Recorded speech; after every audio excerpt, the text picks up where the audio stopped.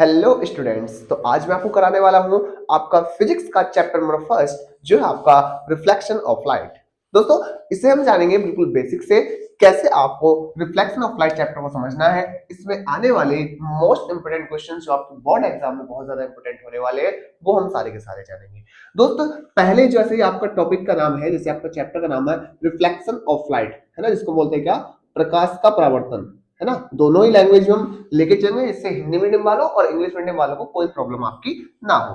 प्रकाश का परावर्तन, प्रकाश का परावर्तन, है ना, प्रकाश का परावर्तन या रिफ्लेक्शन ऑफ लाइट। ठीक, चैप्टर का नाम आपका क्लियर है, रिफ्लेक्शन ऑफ लाइट। दोस्त, अगर आपको बिल्कुल बेसिक से थोड़ा सा बता के चलो, बहुत हल्का सा, कि लाइट क्या होती है ना, लाइट के बारे में कुछ बातें हम जान लेते हैं, है ना। लाइट के बारे में कुछ कॉमन टर्म्स जान लेते हैं। देखो, पहली बात क्या है, जब लाइट आपकी ट्रैवल करती है किसी भी मीडियम में, तो आपकी एक सीधी रेखा में जाती है, स्ट्रेट लाइन, है ना। Light always travel in straight line. Light जो आपकी वो हमेशा एक सीधी रेखा में जाती है। तो पहली आपको बात याद रखनी है कि light always travel in a straight line. Light आपकी हमेशा क्या में चलती है, एक स्ट्रेट लाइन में चलती है। ठीक है, देखो दोस्तों, यहाँ पे हम केवल समझने वाले में, जिससे आप पेपर में अपने एग्जाम्स में बड़े अच्छे से इसको नोट डाउन और आप आंसर वहां पे करके आ सके। ठीक, दूसरा आपको पॉइंट क्या रखना है कि जो लाइट की स्पीड होती है ना, है ना, जो लाइट की स्पीड होती है, स्पीड ऑफ लाइट, वो आपकी कितनी होती है, स्पीड ऑफ लाइट आपकी होती है 3 मल्टीप्लाई 10 की पावर 8 मीटर पर सेकंड, है ना। कितनी होती है भाई, 3 मल्टीप्लाई 10 की पावर 8 मीटर पर सेकंड। ये आपकी लाइट की स्पीड रहती है भाई, है ना। जो आपकी प्रकाश की चाल है वो 3 गुणा 10 की घात 8 मीटर पर सेकंड होती है, और ये वैक्यूम में होती है मेरे दोस्त। वैक्यूम आप जानते हैं ना, जहां पे आपका कोई भी किसी प्रकार की हवा ना हो, मतलब इसको हम निर्वात कहते हैं हिंदी में। क्लियर है इतनी बात। अगर आपको ये दो बातें लाइट के बारे में पता है, अब आप इतना भी बहुत अच्छे तरीके से जानते होंगे कि लाइट की डेफिनेशन क्या है। What is the definition of light. तो लाइट की डेफिनेशन बड़ी सीधी सी निकल के आती है कि light is a form of energy. जो प्रकाश है आपका एक प्रकार की ऊर्जा है ना। Light is a form of energy. तो तीसरी बात हमको क्या ध्यान रखनी है कि लाइट इज ए एनर्जी। क्या बात ध्यान रखनी है आपको भाई, लाइट इज ए एनर्जी। मतलब जो प्रकाश है आपका, वो एक प्रकार की क्या है, एक प्रकार की ऊर्जा है। ये तीन बातें प्रकाश के बारे में आपको बहुत अच्छे से जानिए, और इस वैल्यू को आप हमेशा याद रखना। ये आपको अब से लेके आपके 12th तक आगे आप जो भी पढ़ाई करने वाले हैं, उसमें सब जगह काम आने वाली है कि what is the speed of light. इसको हम डिनोट करते हैं स्मॉल सी से, है ना, छोटा वाला सी इसके लिए हम प्रयोग करते हैं डिनोट करने के लिए। आपकी 3 मल्टीप्लाई 10 की पावर 8 मीटर पर सेकंड ऑप्टिकल में पूछ ली जाती है आपसे। आगे चलते हैं, टॉपिक आपका जो चलता है वो आपका रिफ्लेक्शन ऑफ लाइट, है ना। टॉपिक आपका क्या है, रिफ्लेक्शन ऑफ लाइट। और रिफ्लेक्शन ऑफ लाइट आपका क्या कहता है मेरे दोस्त, कि एक छोटी सी बात अगर मैं आपको समझाने की कोशिश करूं, है ना, तो वो क्या है कि मान लीजिए आपके पास एक प्लेन है। क्या है आपके पास, एक प्लेन है। प्लेन जानते हैं ना, जिसको एक तल बोलते हैं हिंदी में हम, है ना। आपके पास एक प्लेन है, और एक प्लेन कैसा है, ये एक रिफ्लेक्टेड प्लेन है। मतलब जिसके एक तरफ क्या है आपका, पॉलिश है। इसके एक साइड क्या है आपका, पॉलिश हो रखा है। ठीक है, मान लेंगे M1 M2 एक प्लेन है। Let M1 M2 is a plane. हुआ क्या, यहां पे आपकी एक लाइट आई, इस प्लेन से टकराएगी, और प्लेन से टकराने के बाद आपकी लाइट दूसरी डायरेक्शन में मूव कर जाएगी।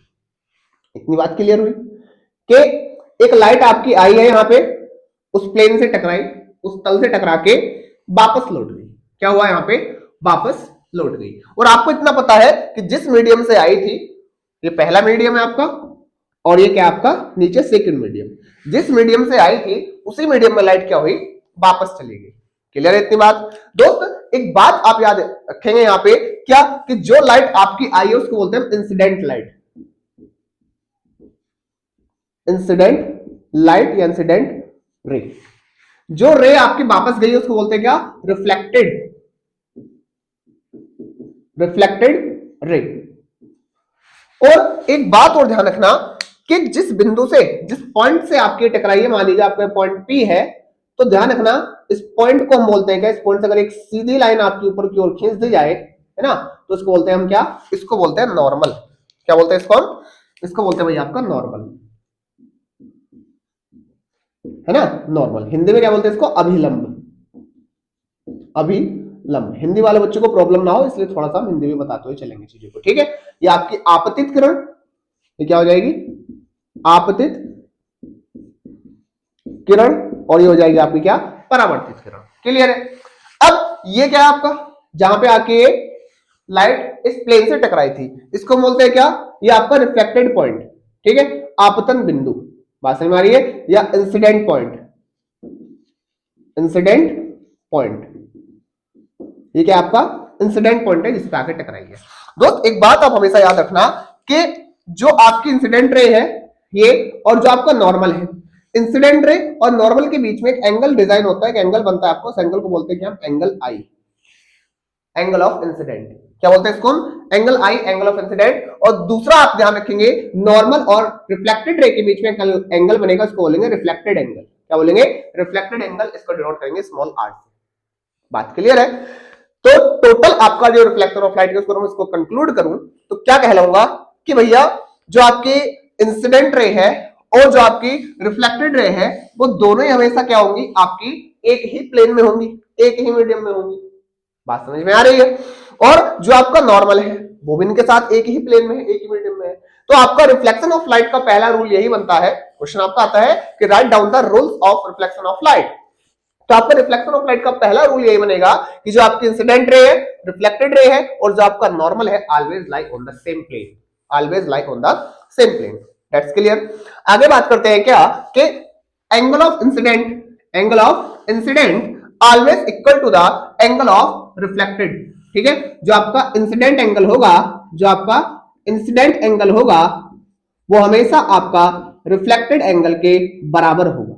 इंसिडेंट एंगल आपका रिफ्लेक्टेड एंगल के हमेशा इक्वल होगा, मतलब कि आपका जो आपतन कोण है, इसको आपतन कोण बोल देंगे हिंदी में, और इसको परावर्तन कोण, incident angle and reflected angle always क्या होंगे, इक्वल होंगे। उम्मीद करता हूं आपको रिफ्लेक्शन ऑफ लाइट बात समझ में आ चुकी होगी, और दोनों नियम आपके यही हैं। पहला रूल क्या बताया मैंने आपको, इंसिडेंट रे, रिफ्लेक्टेड रे और normal always lie on the same plane, and the second rule is the incident angle always equal to the reflected angle.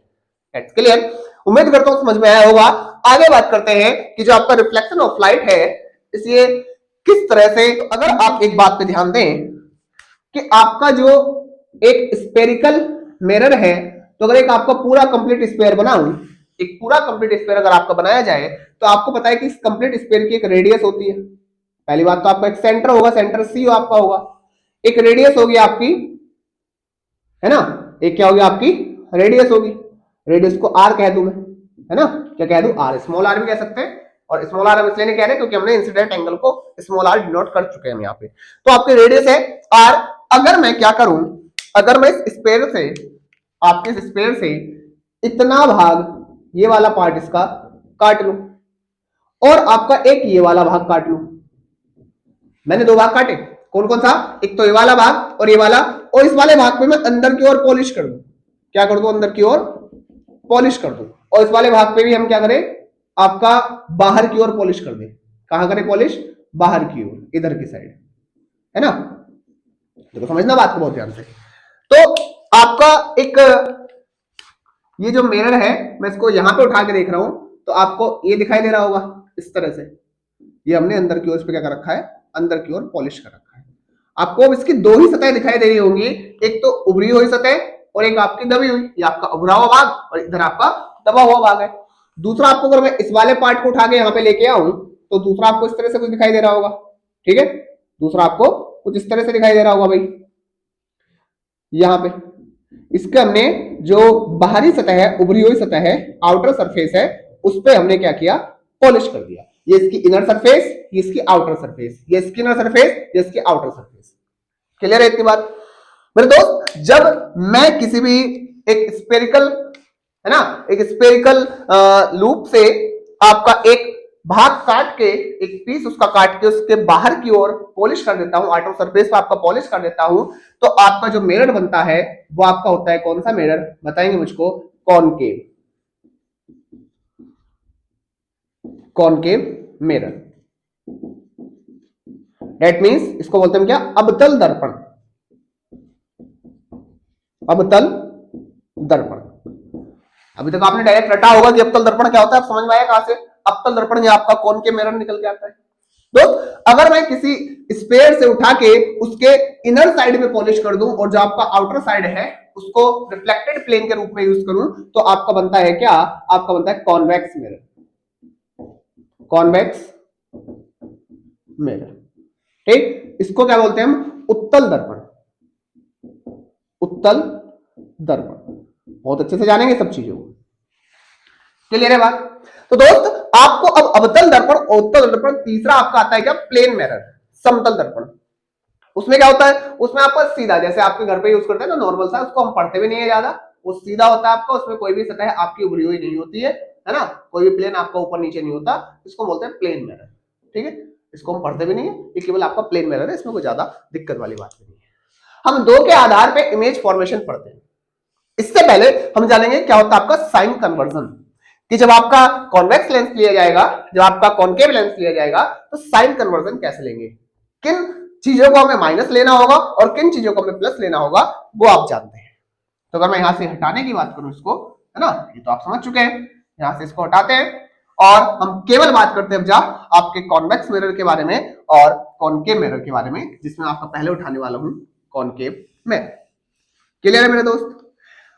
यहां पे आपकी जो हेडिंग है वो है कि इमेज फॉर्मेशन इन कॉनकेव मिरर, है ना। कॉनकेव मिरर में हम वस्तु को कहां रखें, ऑब्जेक्ट कहां पे रखा जाए और इमेज आपकी कहां पे बनी, ये बहुत इंपॉर्टेंट टॉपिक आपका होता है जो एग्जामिनर आपसे बार बार बोर्ड एग्जाम में पूछता है।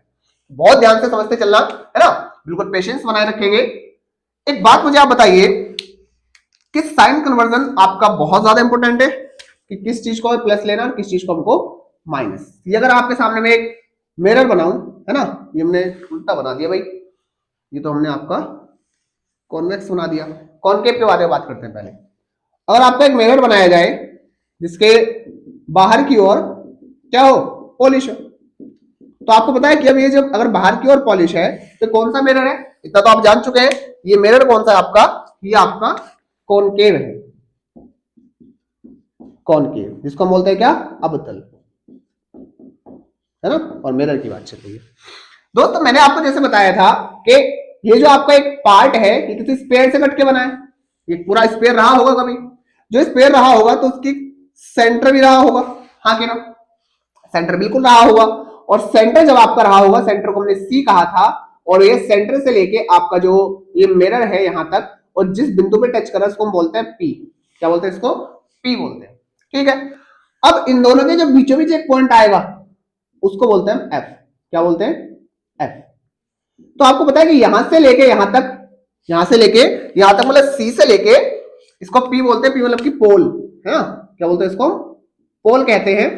कि सेंटर ऑफ कर्वेचर, देखो ध्यान देंगे, सी का मतलब सेंटर ऑफ कर्वेचर, वक्रता त्रिज्या। सेंटर ऑफ कर्वेचर से लेके पोल तक की डिस्टेंस होती है आपकी, वो क्या होती है? वो होती है आपकी कैपिटल आर। बताई थी आपको, क्या होती है यहां से यहां तक की distance? Capital R, capital R होती है। अब मैंने आपको बताया कि जो आपको एफ लेना है, मतलब जो फोकस लेना है आपको, है ना, वो आपको बीचों बीच लेना है सी के और पी के। तो मैं कह सकता हूं कि अगर मैं फोकस का दुगना कर दूं, मतलब मान लीजिए पूरी आपकी 10 है, 10 है, तो ये कितनी रही होगी? 5, और ये भी कितनी? 5, मतलब इस 5 का अगर दुगना कर दिया जाए तो 10 बन जाएगा। कुल मिला के बात ये बनती है क्या, कि अगर मैं आपका एफ का दोगुना कर दूं, एफ का क्या कर दो? दोगुना, तो वो किसके इक्वल होता है हमेशा? वो आर के इक्वल होता है, वक्रता त्रिज्या के, मतलब के सेंटर ऑफ कर्वेचर के जो आपके रेडियस है उसके इक्वल। दैट मींस मैं कह सकता हूं जो आपकी फोकल लेंथ होती है वो आपकी रेडियस की क्या होती है? हाफ होती है। रेडियस की क्या होती है? हाफ होती है। उम्मीद है समझ में बात बहुत अच्छे से आई होगी। यही आपका एक फॉर्मूला जनरेट होता है कि F is equal to R upon 2। जब कोई भी आपको फोकल लेंथ दे और रेडियस पूछे तो आप ये फॉर्मूला अप्लाई करेंगे, और आपको रेडियस दी जाए और फोकल लेंथ पूछी जाए, आप ये फॉर्मूला अप्लाई करेंगे। That's clear. आगे बात करते हैं। एक बात आप हमेशा ध्यान रखेंगे कि अगर आपका ऑब्जेक्ट, देखो ये जो आपका है ना, ये जो आपकी लाइन मैंने ड्रॉ की है, इसको बोलते हैं मेन एक्सिस, मेन एक्सिस, मुख्य अक्ष। क्या बोलते हैं? मुख्य अक्ष इसको कहा जाता है, मेन एक्सिस। दोस्त एक बात आप ध्यान रखेंगे, अगर इस मिरर से इधर के साइड कोई भी चीज रखी हुई है, या कोई इमेज बन रही है, या आपकी फोकल लेंथ है, या आपकी सेंटर ऑफ कर्वेचर। अगर इधर की साइड कोई भी आपकी चीज है और यहां से उसको मेजरमेंट करने जा रहे हैं कि 4 मीटर है, 2 सेंटीमीटर है, 10 सेंटीमीटर है, 5 मीटर है, कितनी दूरी पर है, वो कितने मेजरमेंट हम करें, तो हम निशान हमेशा क्या लेते हैं, माइनस का लेते हैं। इस मिरर से इधर सारी चीजें क्या में चलेंगे, माइनस में चलेंगे। और एक बात आप दिमाग खोल के एकदम अपने बात दिमाग में फिट कर लेंगे, क्या कि ऑब्जेक्ट हमेशा आपका इधर ही रखा जाता है, मिरर से आपका पहले ही रखा जाता है ऑब्जेक्ट। तो ऑब्जेक्ट के लिए हम किस चीज को डिनोट करते हैं, ऑब्जेक्ट जो आपकी वस्तु की दूरी है, डिस्टेंस ऑफ ऑब्जेक्ट, उसको हम यू से डिनोट करते हैं। जो इमेज बनती है ना, वो हम बी से डिनोट करते हैं। और जो आपकी फोकल लेंथ हो आपकी एफ से डिनोट होती है। 3 चीज होती है आपकी। तो ध्यान रखेंगे क्या कि यू जो होगा आपका, कॉनकेव के बारे में बात कर रहा हूं, यू हमेशा ऑलवेज हमेशा क्या होगा, माइनस का होगा।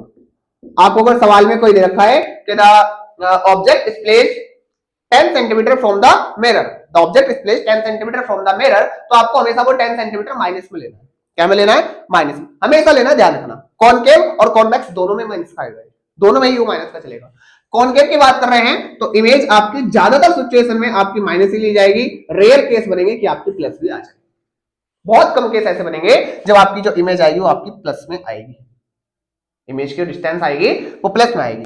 तो माइनस भी हो सकती है, प्लस भी हो सकती है। और फोकल लेंथ, अच्छा एक बात मुझे बताइए कि जब आपका मिरर इधर से है इस प्रकार से, तो फोकल लेंथ इधर ही तो होगी हमेशा, पहली तो पड़ेगी।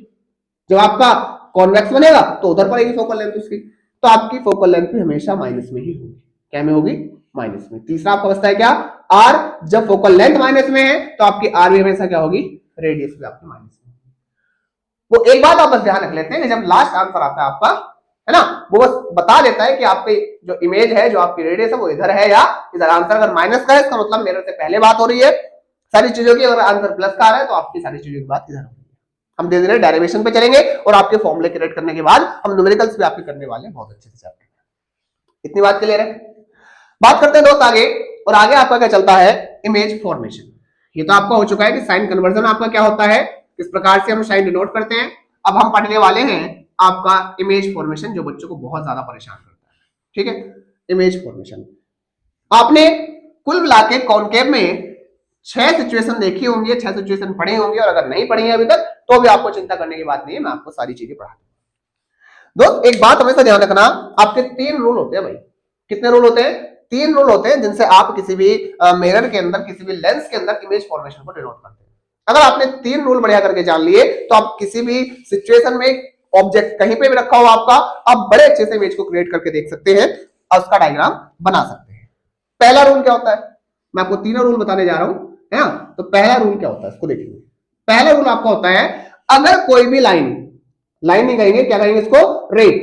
अगर कोई भी रे ऑफ लाइट, ये क्या आपका रे ऑफ लाइट है आपकी, अगर कोई भी रे ऑफ लाइट मतलब प्रकाश की कोई किरण अगर मेन एक्सिस के पैरेलल चल रही है, क्या चल रही है, पैरेलल। देखो जिस लाइन पे है इस लाइन पे है, पैरेलल आप जानते हैं बहुत अच्छे से, तो वो आपका रिफ्लेक्शन होने के बाद हमेशा फोकल लेंथ से जाएगी। कहां से जाएगी, फोकल लेंथ। क्लियर है बात। अगर कोई रे आपकी पैरेलल चल रही है तो रिफ्लेक्शन के बाद हमेशा एफ से जाएगी। कहां से जाएगी भाई, एफ से जाएगी। ठीक है, ये आपका क्या है, एफ से जाएगी। क्लियर है बात। जो आप स्केल से बनाएंगे तो और अच्छे से बनता है। दूसरा रूल क्या कहता है हमारा, दूसरा कहता है कि अगर कोई रे आपकी एफ से जा रही है, एफ से जा रही है ना, अगर इंसिडेंट हो रही है फोकस से इंसिडेंट हो रही हो तो वो क्या हो जाएगी, वो टकराने के बाद आपकी पैरेलल हो जाएगी किसके, मेन एक्सिस के। दोनों बात समझ में आई होंगी अभी तक। देखो 3 रूल बताने हैं, पहला आपको बता दिया, दूसरा आपको बता दिया। पहला क्या बताया कि अगर पैरेलल जा रही है तो फोकस से होकर जाएगी, और अगर फोकस से आ रही है, फोकस से अगर आ रही है तो कहां से जाएगी, पैरेलल हो जाएगी। दोनों बातें ध्यान रखेंगे। लास्ट वाली रिपीट करो क्या, कि अगर इसके समांतर मतलब पैरेलल आ रही है फोकस से जाएगी, और फोकस से आ रही है तो पैरेलल हो जाएगी। क्लियर है। तीसरा रूल बड़ा ही आसान होता है और सबसे खास होता है। क्या होता है वो, कि अगर कोई रे तीसरा रूल आपका क्या है कि अगर कोई रे कहां से आ रही है, सेंटर ऑफ कर्वेचर से आ रही है। कहां से आ रही है मेरे दोस्त, सेंटर ऑफ कर्वेचर से आ रही है। अगर कोई रे आपकी सेंटर ऑफ कर्वेचर से होती हुई आ रही है ना, थोड़ा सा तिरछा हो गया भैया, इसको सीधा बनाते हैं बिल्कुल, जो थोड़ा सा देखने में ठीक लगे। और कोई रे आपकी सेंटर ऑफ कर्वेचर से आ रही है तो टकराने के बाद वापस वापस सेंटर ऑफ कर्वेचर से ही चली जाएगी। क्लियर है भाई बात, क्लियर है। अगर कोई रे सेंटर ऑफ कर्वेचर से आ रही है, कहां से आ रही है, सेंटर ऑफ कर्वेचर से, तो वह टकराने के बाद आपकी सेंटर ऑफ कर्वेचर से ही वापस चली जाएगी। मेरे दोस्त तीनों रूल अगर आपने ध्यान कर लिए तो ऑब्जेक्ट कहीं पे भी रखा हो आपको एक एक बार समझाऊंगा, दिमाग में बात फिट बैठे और कभी भी इस चीज में प्रॉब्लम नहीं आएगी कि भैया कहां पे ऑब्जेक्ट रखे और इमेज कहां पे बनेगी। इतनी बात क्लियर है, तीनों पॉइंट क्लियर है। पैरेलल तो फोकस से, फोकस से तो पैरेलल, सी से तो सी से वापस कर देंगे। तो अब आप पहली हेडिंग डालेंगे। पहली हेडिंग क्या है कि when your object is placed at infinity, when your object is placed at infinity, जब आपका जो ऑब्जेक्ट है वो कहां पे रखा हो, इंफिनिटी पे रखा हो। कहां पे रखा हो, इंफिनिटी पे रखा हो मेरे दोस्त, ठीक है। तो जब आपका ऑब्जेक्ट इंफिनिटी पे रखा है, कहां पे रखा है, एट इंफिनिटी, पहली सिचुएशन आपकी कौन सी सिचुएशन है, आपकी पहली सिचुएशन है एट इंफिनिटी। मतलब कि आपका जब ऑब्जेक्ट है वो आपका अनंत पर रखा है, हिंदी बोलते हैं अनंत, इसको अनंत पर कोई वस्तु रखी है। दोस्त कैसे ड्रॉ करेंगे डायग्राम, बहुत अच्छे से देखेंगे, बहुत ध्यान से। आपका एक मिरर है, सेम वही जिसके बारे में बात कर रहे हैं, कॉनकेव मिरर है। कॉनकेव मिरर है तो इसकी मेन एक्सिस भी होगी, मेन एक्सिस भी होगी, इसमें आपका एक पोल होगा, इसमें आपकी एक सेंटर ऑफ कर्वेचर होगी, इसमें आपका एक फोकल एफ होगा। क्लियर है बात। दोस्त जब इंफिनिटी पे कोई ऑब्जेक्ट रखा हुआ है तो इंफिनिटी पे रखे ऑब्जेक्ट से जब आपकी एक लाइन आएगी, दूसरी लाइन आएगी, दूसरी लाइन मतलब ये रे है हमारी, है ना, ये क्या है, रेज, ये आपकी रे है। तो वो टकरा के कहां से, देखो पैरेलल आ रही है, पैरेलल आ रही है, तो अभी आपको बताया था मैंने, कोई भी रे अगर पैरेलल आ रही है तो आपकी कहां से आती है, टकरा के एफ से जाती है। और एक बात ध्यान रखना है, जब भी कोई ऑब्जेक्ट आपका इंफिनिटी पे होता है तो आपकी सारी की सारी रेज पैरेलल आती है। कैसे आती है, पैरेलल आती है। तो दोस्त ये आपकी टकरा के कहां से जाएगी, एफ से जाएगी। ये भी पैरेलल थी तो ये भी टकरा के कहां से आएगी, एफ से जाएगी। अगर एक और आ रही होती है ना, यहां से वापस चली गई, यहां से आ रही है, मान लीजिए अगर यहां पे आ रही होती तो टकराए कहां जाती, ये भी एफ से आती भाई, ये भी आपकी एफ से वापस चली जाती, अगर इधर जा रही होती तो। मान लीजिए एक और जा रही होती कहीं पे, है ना, तो ये भी टकराए कहां से आती है, आपकी एफ से चली जाती। मतलब कोई भी अगर पैरेलल जा रही है ना तो टकरा के हमेशा एफ से जाएगी। कहां से जाएगी, एफ से जाएगी। मेरे दोस्त एक बात का आपको ध्यान रखना है, जहां पर ये सारी की सारी रेज मिलती है, जहां पर ये सारी की सारी रेज मिलती है वहां पर आपकी इमेज फॉर्म होती है। क्या होती है, आपकी इमेज फॉर्म होती है वहीं पे जहां पे आपकी सारी की सारी रेज मिल जाती है। तो अगर मैं इमेज की बात करूं या पहले ऑब्जेक्ट की बात करते हैं। एक बात मुझे बताइए, जब आपका ऑब्जेक्ट इंफिनिटी पर है और वहां से वो एक किरण को भेज पा रहा है, प्रकाश वहां से आ रहा है अनंत से, बहुत दूर से, मतलब जैसे आप सूरज को कह सकते हैं अनंत दूरी पर है, वहां से प्रकाश आ रहा है अगर, तो एक बात मुझे बताइए, ऑब्जेक्ट क्या छोटा होगा या ऑब्जेक्ट बहुत बड़ा होगा। एक क्लियर सी बात है, ऑब्जेक्ट बहुत बड़ा रहने वाला है। तो इमेज कैसे बन रही है, देखो इमेज बिल्कुल बहुत छोटी, सारी किरणें एक जगह मिल रही है ना आके, तो इमेज बहुत छोटी सी बन रही है, बहुत छोटी सी, मतलब कि जो इमेज है वो बहुत ज्यादा स्मॉल बनेगी। और स्मॉल में कितनी, एक पॉइंट साइज में, पॉइंट साइज में आपकी इमेज बनने वाली है। दूसरी बात, कहां पर बनेगी, कहां पर बनी, कहां पे सारी की सारी रेज मिल रही हैं आके, एफ पे मिल रही हैं तो फोकस पर बनेगी। कहां पर बनेगी, फोकस पर, ठीक है, कहां पर बनी है, फोकस पर। अब एक बात तो ध्यान रखना, अगर इमेज ऊपर के साइड बनती तो होती सीधी, सीधी मतलब कि इरेक्ट, इरेक्ट। अगर नीचे बनती तो होती उल्टी, उल्टी मतलब के इन्वर्टेड। जानेंगे, बनेंगी सीधी बनेगी उल्टी बनेगी, सबको जानेंगे, इन्वर्टेड, ठीक। तो दोस्त इरेक्ट होगी या इन्वर्टेड होगी, आप ये बताइए। अगर मेन एक्सिस से ऊपर है तो इरेक्ट, नीचे है तो इन्वर्टेड। ये तो आपकी खुद मेन एक्सिस में बन रही है ना, तो ना तो मैं इसको इरेक्ट कह सकता हूं और ना ही मैं इसको इन्वर्टेड कह सकता हूं, क्योंकि वैसे ही हमारी पॉइंट साइज है, क्लियरिटी इसमें नहीं। कहां पे बनेगी वो हमने बता दिया, साइज हमने बता दिया, इतनी बात क्लियर हो चुकी है। तो दोस्त अगर आपकी वस्तु इंफिनिटी पर है तो आपको कुछ ऐसा डायग्राम इस तरह से आपको चीजें बतानी है एग्जाम में कि भैया ये डायग्राम रहने वाला है और इस तरह से चीजें आपकी रहने। दूसरा आपका क्या होता है, दूसरा आपका होता है जब इमेज आपकी इंफिनिटी से थोड़ा पहले आ जाती है, मतलब कि इससे सेंटर ऑफ कर्वेचर का थोड़ा पीछे यहां पे आएगी, दूसरी सिचुएशन नहीं बनेगी। तीसरी सिचुएशन में आपका सेंटर ऑफ कर्वेचर पर रखेंगे, चौथी में सेंटर ऑफ कर्वेचर को एफ के बीच में रखेंगे, फिर एफ पे रखेंगे, फिर एफ के और पी के बीच में रखेंगे। ये टोटल मिला के आपकी 6 सिचुएशन होती है दोस्त। अगर मैं एक ही वीडियो में इसको कवर करना चाहूंगा तो वीडियो बहुत लंबी हो जाएगी। मैं नेक्स्ट वीडियो में 4 से 5 सिचुएशन, जो हमारी 5 सिचुएशन बची हैं, पांचों के पांचों को कंप्लीट करते हैं, बहुत अच्छे से समझेंगे। और मैं उम्मीद करता हूं इस चैप्टर से आपका कोई भी क्वेश्चन एग्जाम में नहीं रहने वाला है। आप एग्जाम में इस चैप्टर को बहुत अच्छे से करके आएंगे, मैं वादा करता हूं आपसे। जो आपको पढ़ाया जाएगा, जो आपको कंटेंट दिया जाएगा, वो बोर्ड एग्जाम के लिए एकदम एकदम एकदम ओरिजिनल साबित होगा। मतलब आपके बोर्ड एग्जाम में आपको क्वेश्चंस वहां से देखने को मिलेंगे। तो दोस्त मिलते हैं अगले वीडियो में अगले क्लास के साथ। तब तक के लिए आप बने रहिए हमारे साथ, चैनल को सब्सक्राइब करें और अपने दोस्तों तक शेयर जरूर करें।